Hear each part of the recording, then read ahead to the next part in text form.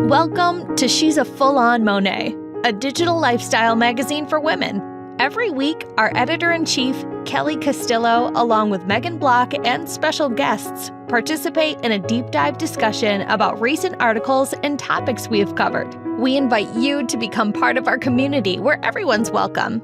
You can totally sit with us. Hi. Hi. Hi, Suzannah. How are you? I'm good, thank you. How are you? Good. My name is Megan. It's so nice to talk with you. Hi, Megan. Nice to talk to you too. How's your day going so far? My day's great. Great. It's almost half over. I'm in New York, so it is already 4 p.m. here. How's your day? My day is good. It's, 1, so not as far in, but it is. I've learned you have 4 children, so I have 2 kids of my own, and so for some reason, some days, especially towards the end of summer, feel longer than others.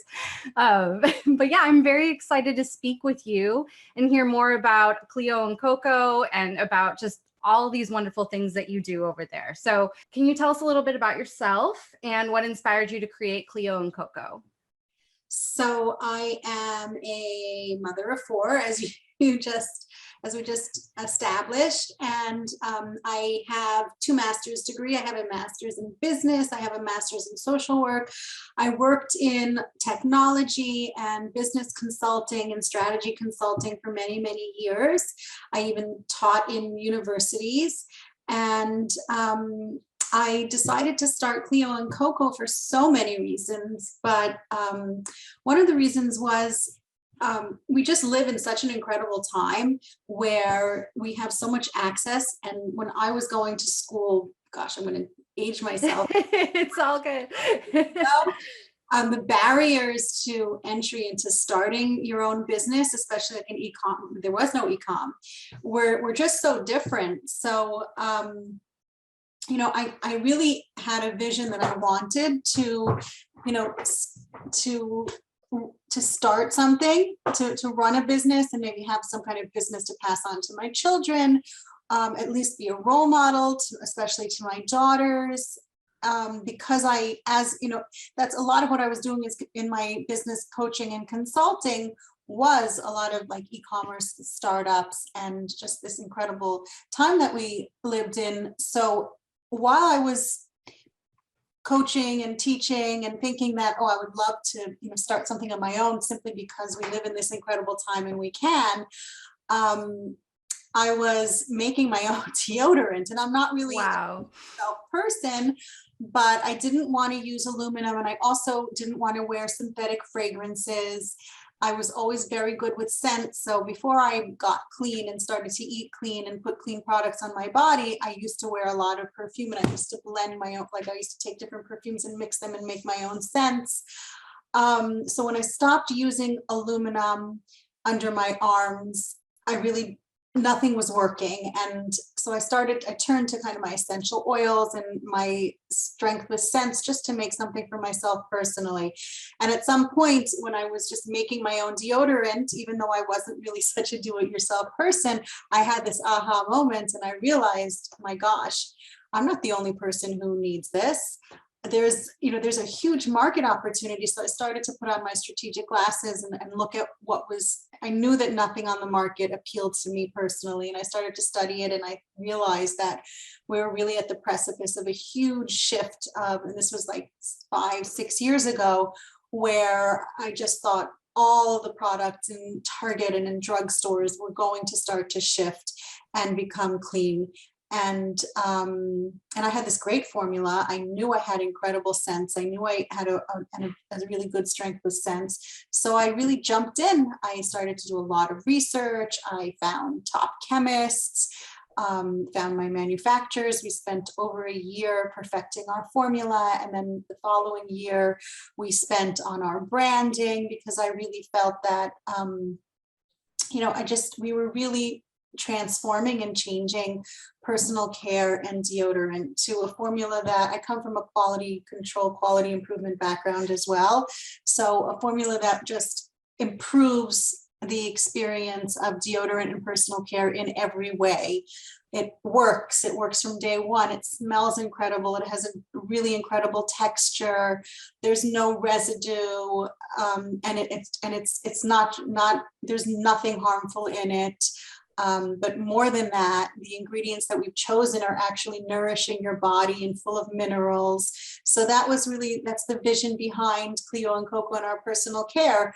That's amazing. That's amazing. I love it. And you look incredible. So anything, I'm like, sure, that sounds great. And for someone, I don't use natural deodorant, but I am totally, as soon as we're done with this, going to go check everything about what you do, because just like what you said in the very beginning, I haven't found anything on the market personally that has gravitated to me that I feel like works long term. I work out every day, and I feel like deodorant is my best friend, but I'm not attached to, and I don't like, ingredients that are not natural going onto my body as well. So that's fabulous. You may have already touched on it, but what would you say is Cleo+Coco's main mission? Our main mission is really to provide really clean, better for your body, healthy personal care options that you really should not have to compromise your health to smell good. You shouldn't have to compromise your health for any of your personal care needs. So for your everyday, every day we're using body soap, every day we're using deodorants. And we always, historically, we never thought about what was in them, but if you took a look and read and understood the ingredients in the products that we've used traditionally for hundreds of years. So they're really not ingredients that you want to put into your body. They're not ingredients that you want going into your skin, into your blood, under your arms, especially, and our mission is really just to provide these daily personal care necessities that are unquestionably clean, that you should understand the ingredients, but not just that they're clean.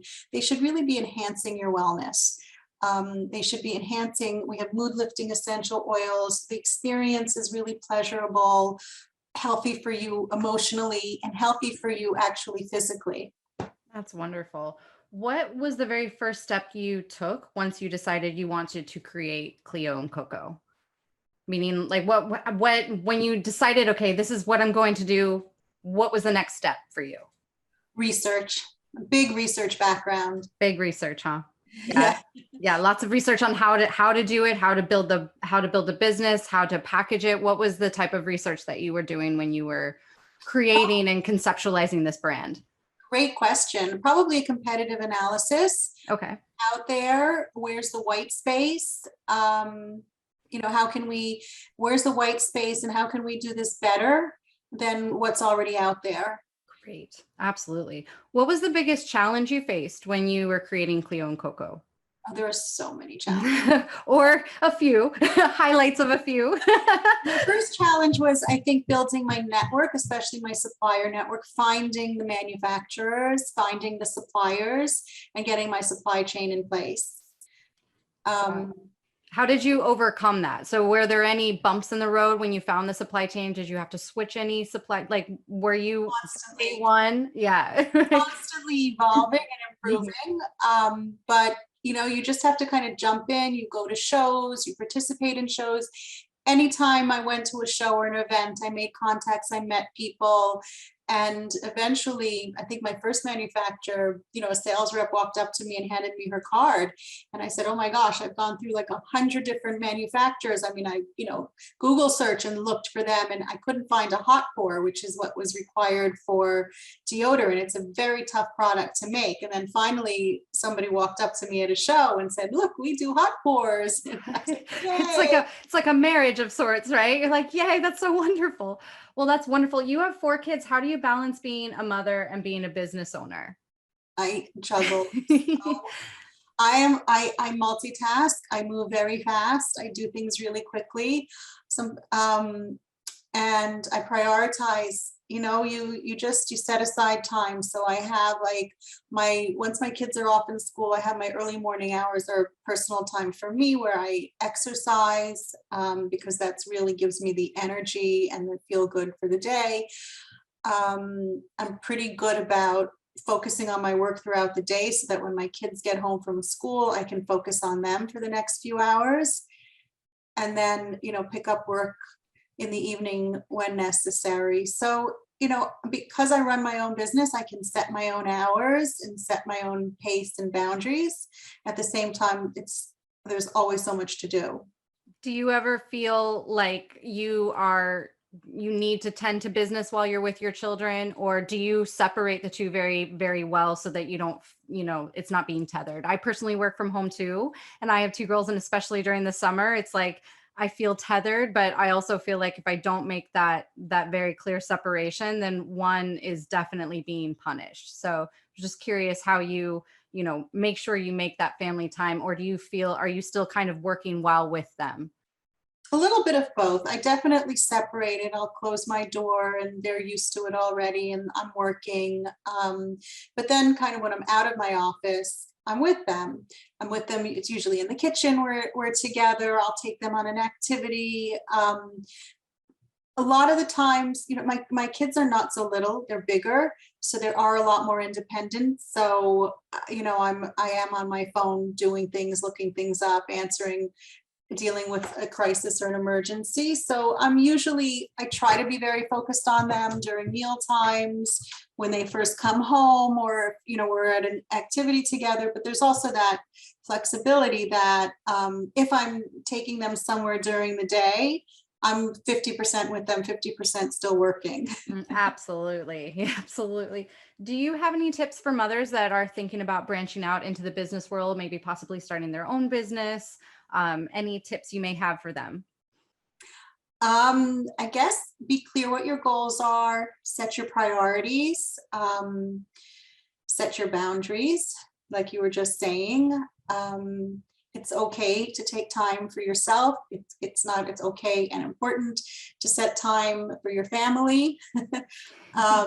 You can do it slower. That's also if I'm working less hours because I'm prioritizing my family. So instead of building it in 6 months, I'll build it in 1 year. But definitely do it, because definitely do it. I think it's wonderful for our children to see this kind of role models and the flexibility that you get, and you really just get to build your own culture, your own terms. I'm having the time of my life. It's a lot of fun. That's so inspiring. Between your kids and running your business, you have, I assume, a very busy schedule. How do you make time for yourself? How do you carve out that time that's just for Suzannah, just for you, where you're not answering emails and you're not tending to being a mom of 4? I guess my workout time. Okay. I love that. That's me too. I'm the same way. It's a non-negotiable, and I think that's fantastic. That's great. How do you practice self-care? Is that through working out? Do you do something else other than working out to practice self-care? So lots of ways. My workouts, definitely. I go for a monthly facial. All the products I use. Being in the beauty industry and personal care and skincare, I have access and I'm testing and researching. So I'm using beautiful, wonderful, enjoyable products all the time. That's really neat. How do you define clean beauty in your own words or your own terms? So definitely ingredients that are free from synthetics, parabens, phthalates. Synthetic fragrance is a big one. That there's a lot of greenwashing. So there's a lot of fragrance that will be used to hide ingredients that you don't want that a brand may not want to put onto their ingredient list, because it's really not a clean, healthy ingredient, and they claim that they're clean. So, I would just say, start reading ingredients is what I always tell people. You want to understand all of the ingredients on the ingredient list. If there's something that looks like a chemical, it probably is a chemical. Look it up. There are so many databases that will tell you if it's healthy or dangerous. And then fragrance is a whole ball game. Not only is it a catch-all for anything that you don't want to put in the disclose, but synthetic fragrance are known hormone disruptors. They can cause migraines. So a lot of, especially in natural deodorants and in soaps like we make, synthetic fragrance is used, and it's used to mask the odor instead of using ingredients that can actually work to eliminate the odor. And the synthetic fragrance can be just as harmful as the aluminum that you're trying to eliminate. So I think just reading ingredients and learning about ingredients to really understand what is clean. And if you can understand every ingredient on the ingredient deck, you know it's clean. Absolutely. I feel that way about food. I read my food ingredients sometimes. I'm like, I cannot pronounce this. I probably shouldn't put this in my body. And it's like the third ingredient in. I'm like, oh boy. So if we're paying that close attention to the food we're ingesting, it should be the same for that. That's incredible. Was there an incident or a person that got you really passionate about this particular lifestyle? Because there's one thing about, maybe switching your deodorant, but you mentioned that, all the products or most products I'm assuming you use are clean. Was there something that came up, or someone you met or a conversation you had in your past that really got this passion wheel flowing? Because it's very, very inspiring. No, thank you. So I think I had 4 kids back to back. So I went through a number of years where I was pregnant and nursing, and I blew up. I had no energy. I really just didn't feel well. So I really had to get my eating wasn't so bad, but I guess if I would buy pizza for my kids, I would eat some as well. And like most, normal mothers. And at some point I had to really just get my eating really just change my eating for my energy and to feel good, because what worked in my 20s was no longer working for me. And so I always read my ingredients, and I was always a healthy, good eater, but I started to really read ingredients. I eliminated processed foods. I eliminated wheat and sugar. And then I noticed how much better I felt and how much better I looked. So I think it's kind of just like you just keep adding on. So once I was eating clean, the next thing was, well, I'm already not using aluminum under my arms. What else are we putting on our body? So once you get used to reading ingredients and paying attention to what you're putting into your body, I think it's a very natural evolution that the next step is going to be reading and looking at what you put into your body and onto your body. So as you start to feel better from what you're eating, you're going to start to just feel better, and you notice your skin is looking better, and you're smelling better, and your skin is softer, and you no longer have any kind of issues that you were having when you start to incorporate these cleaner ingredients onto your body. So I think it's just a natural evolution. Start reading, paying attention, and each change, okay, I've made that change. Now I'm ready to make the next change. That's really neat. What are some telltale signs that a product actually qualifies as clean beauty? Sometimes, so there's apps, there's Think Dirty app that will go through and rate them. There's the EWG. These are good apps because if they say that they're clean, they usually are clean. Unfortunately, there's going to be a lot of clean brands that aren't in these apps because they're kind of a pay to play situation, and not oh boy, right. So the telltale signs would be really reading the ingredients, and if it's an ingredient that you understand, then you know it's clean. If it's an ingredient that you don't understand, and definitely look out for fragrance. Wow, I'm definitely going to look at all my fragrances when we're done with this. What makes Cleo+Coco clean beauty? All of the things we don't put in. First, we don't, we're not going to use synthetic fragrance, and we're not going to use phthalates or synthetics, and it's a challenge when I work on a formulation with the manufacturers and the chemists. They give me great product, and I look at the ingredients and I cut out 9 out of 10 of them and say, get me this without this, and this. So, but that's our job, to push the envelope. We are, there's so many beautiful ingredients found in nature, all of our butters and our oils.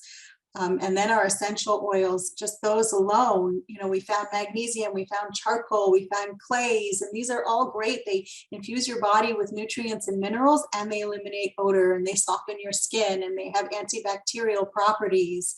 So it is more expensive to use them, which is why I think in the last 100 years, synthetics came about. But really before the Industrial Revolution, these were actually the products that we were using. We were making soap out of ashes. We were making charcoal soaps hundreds of years ago. And then we started making synthetic soaps, and now we're going back to... Now it's cool again, right? Now it's cool again to do the charcoal thing. That's great. Let's keep pushing that. Other than reading the ingredients, what would you say our readers can do if they want to start living a cleaner lifestyle? Is there any other thing that you suggest? Should they start to read the ingredients and replace when they can? Because obviously the shift, I feel like when you start to read the ingredients, you will be very surprised at what you currently own and how not clean it is already. Are there any suggestions that you have to our readers and if they want to start beginning this lifestyle themselves? Sure. I mean, I would just say pick 1 or 2 products at a time. One small change, 1 or 2 small changes at a time. Usually the first changes people make is deodorant. I say deodorant and soaps, which is why I created the soaps, because soaps are just as important, and they really go hand in hand. The right charcoal soap is going to help your underarm body odor along with the deodorant, but take it a few steps at a time. Once you fall in love with your new clean deodorant, then find your next new clean product to switch to. Just take it slowly, 1 step at a time. Well, this has been such an eye-opener and so inspiring. I'm going to leave this and go check out all my things, because I feel like this is, if we're putting so much time and energy, like I said, into the things we put in our body, and I know some people are making the conversions of, I don't do candles anymore, I do essential oils. It's like, okay, but what are we putting on our skin? What are we putting under our arms on the daily that could be just as bad, So I am inspired, and I can't thank you enough for your time. And this has been wonderful. Thank you so much for having me. Yeah, we'll talk soon. Bye-bye. Bye. Thanks so much for listening to this week's episode. Don't forget to bookmark our site, she'safullonmonet.com, and subscribe to our newsletter. You can also find us on Instagram, Facebook, and YouTube. If you're enjoying this podcast, it helps us a lot if you can follow, rate, and review. See y'all next week.